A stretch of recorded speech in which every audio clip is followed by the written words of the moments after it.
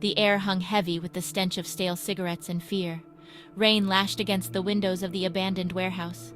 Detective Samantha Cho stared at the body sprawled on the cold concrete floor. Jae-hoon Park. His eyes, wide with a terror that lingered even in death, stared back at her. Brutalized, tortured, a single word carved into his chest sent a chill down Cho's spine. Wolf. Cho knew this was no ordinary homicide. Park, a respected businessman in the Korean-American community, was not involved in anything that would warrant such brutality. This was a message, a warning. She knelt beside the body, her fingers hovering over the crude inscription. A cold fury ignited within her. This was just the tip of a very dark iceberg. The name hung in the air like a curse. The Wolf. It was a name that sent shivers down the spines of even the most hardened criminals. A name that was spoken in hushed whispers, as if saying it too loudly would summon the very devil himself. No one had ever seen him, but his presence was felt everywhere. He was a ghost, a shadow that loomed over the city, watching, waiting. The streets were his domain, and every corner, every alleyway, seemed to whisper his name. A chill ran down Cho's spine every time she heard his name whispered in hushed tones. She had been on the force for years, seen things that would make most people run. But the Wolf was different. He was an enigma, a puzzle that she couldn't quite piece together. He was a phantom, a boogeyman, the mastermind behind the syndicate's web. Intelligence was scarce. Every lead seemed to evaporate into thin air. Every clue led to a dead end. It was as if he was always one step ahead, always watching. Rumors painted a picture of a ruthless tactician, a man who commanded loyalty through fear and violence. His methods were brutal, his punishments swift. Those who crossed him were never seen again, their fates a grim reminder of his power. His network was vast, his reach extending far beyond the city limits. From the bustling streets of downtown to the quiet suburbs, his influence was felt. He had eyes and ears everywhere, a web of informants and spies that kept him informed of every move. Cho knew she was facing an uphill battle. Every step forward seemed to be met with 2 steps back. The more she uncovered, the more elusive he became. It was a game of cat and mouse, and she was determined not to be the mouse. The deeper she dug, the more she realized the true extent of the Wolf's empire. Drugs, weapons, human trafficking. His operations were vast and varied, each one more sinister than the last. It was a dark underworld that she was only beginning to understand. His tendrils were everywhere, corrupting everything they touched. From the lowest street thug to the highest-ranking officials, his influence was pervasive. It was a cancer that had spread through the city, infecting everything in its path. The case became an obsession. Cho spent sleepless nights poring over files, trying to connect the dots. Her desk was a sea of papers and reports, each one a piece of the puzzle that she was desperately trying to solve. Cho spent countless hours poring over reports, chasing dead ends, and interviewing terrified witnesses. The pressure mounted. Every interview seemed to lead to more questions, every witness too scared to talk. It was a frustrating cycle, but she couldn't give up. The media clamored for answers. The community demanded justice. The pressure from the public was immense. Every day, the headlines screamed for action, for someone to bring the Wolf to justice. It was a weight that Cho felt deeply, a responsibility that she couldn't ignore. She couldn't shake the feeling that she was always one step behind, dancing to the Wolf's tune. It was a game of shadows, a dance of deception. Every move she made seemed to be anticipated, every plan thwarted. But she was determined. She would find him. She would bring him to justice, no matter the cost. The scope of the syndicate's web soon became apparent. What initially seemed like a localized crime spree quickly revealed itself to be part of a much larger, more sinister operation. The local police, despite their best efforts, were overwhelmed by the sheer complexity and reach of the syndicate's activities. It stretched far beyond the jurisdiction of the local police. Cho needed help. The syndicate's influence was pervasive, infiltrating various sectors and eluding traditional law enforcement methods. Cho, a seasoned detective known for her sharp instincts and relentless pursuit of justice, realized that this was a battle she couldn't win alone. The FBI, with their resources and expertise, was her only hope. Their advanced technology, extensive databases, and specialized training made them the ideal allies in this fight against a shadowy and powerful adversary. Cho knew that the FBI's involvement could be the turning point in the investigation. Agent Jake Riley, a seasoned investigator with a reputation for tenacity, was assigned to the case.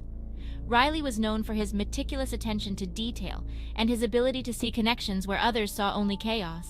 His track record of cracking complex cases made him the perfect partner for Cho, even if she didn't see it that way initially. Their partnership was uneasy at first. Cho, fiercely independent and used to calling the shots, found it difficult to adjust to the FBI's structured approach. Riley, on the other hand, was wary of Cho's unorthodox methods and her tendency to bend the rules to get results. Cho, used to working alone, bristled at the FBI's bureaucratic procedures. She was frustrated by the layers of red tape and the need for constant approvals. To her, it felt like the FBI's involvement was slowing down the investigation rather than helping it. Riley, skeptical of Cho's unorthodox methods, questioned her every move.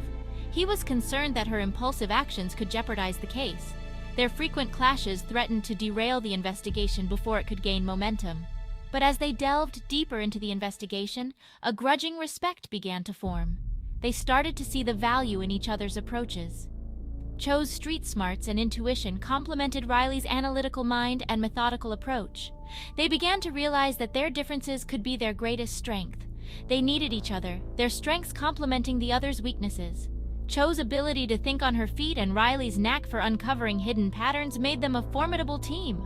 Together, they were able to piece together the puzzle of the syndicate's operations. The investigation took them from the city's grimy underbelly to the polished boardrooms of the financial district. They navigated a world of contrasts, from dark alleyways where deals were made in shadows to gleaming skyscrapers where the syndicate's financial maneuvers were orchestrated. They uncovered a complex web of shell corporations, offshore accounts, and corrupt officials. The syndicate's financial network was vast and intricate, designed to obscure the flow of money and protect its leaders from prosecution. Each discovery led to more questions, revealing the depth of the syndicate's corruption. The syndicate's web was more intricate, more deeply embedded in the fabric of society than they could have imagined. It was a daunting realization, but it also fueled their determination. They knew that dismantling the syndicate would be a monumental task, but they were committed to seeing it through, no matter the cost. Their alliance, forged in the crucible of this investigation, became a beacon of hope in the fight against organized crime. Every step forward came at a price. The Korean-American community, already living in fear, became even more withdrawn. Witnesses were reluctant to talk, terrified of the wolf's retribution. Cho understood their fear. She had seen firsthand what the wolf was capable of. One evening, a young woman named Hana approached Cho. Her brother, she confessed, worked as a driver for the syndicate. He had information, proof of their illegal activities, but he was too scared to come forward. Hana was her only hope. Cho promised Hana she would protect her brother. She knew the risks involved. Informants were often caught in the crossfire, but she couldn't turn her back on them. She had to break through the wall of silence. She had to convince the community that they weren't alone. And navigating the cultural complexities of the Korean-American community was a challenge for Riley. He had always been an outsider, looking in, trying to understand the intricate web of relationships and unspoken rules that governed this close-knit group. The community was wary of outsiders, and Riley knew that gaining their trust would be no easy feat. He relied heavily on Cho's understanding of their customs and traditions to build trust with potential informants. Cho, with her deep roots in the community, was invaluable. She knew the right words to say, the right gestures to make, and the right people to approach. Without her, Riley's efforts would have been in vain. She became the bridge between their two worlds. Her role was not just as a translator of language, but as a translator of culture. She could navigate the subtleties that Riley could not, and her presence often diffused tensions before they could escalate. Cho often found herself caught between two cultures. On one hand, she was deeply connected to her Korean heritage, with its emphasis on family, respect, and community. On the other hand, she was also a product of her American upbringing, which valued individualism, justice, and the rule of law. Her Korean heritage gave her an understanding of the community's fears and suspicions. She knew why they were hesitant to trust law enforcement, why they preferred to handle matters within their own circles. The history of discrimination and misunderstanding had left deep scars, but her American upbringing instilled in her a belief in the justice system. She believed in the principles of fairness and accountability, and she wanted to see justice served. This duality was both her strength and her burden. She had to find a way to reconcile these two sides, to use her unique perspective to bring down the wolf and his empire. The pressure mounted, the media scrutiny intensified, the clock was ticking. Every decision she made was scrutinized, every move she took was watched. The weight of expectations from both her community and her colleagues was immense. Cho knew she had to make a move, had to draw the wolf out of hiding. She spent countless hours strategizing, trying to anticipate his next move. She consulted with experts, analyzed data, and pieced together clues. Her determination was unwavering, but one wrong step could have disastrous consequences. The stakes were incredibly high. A single miscalculation could not only jeopardize the investigation, but also put lives at risk. The responsibility weighed heavily on her shoulders. She was walking a tightrope, and the fall would be deadly. Every step had to be precise, every decision carefully considered. There was no room for error.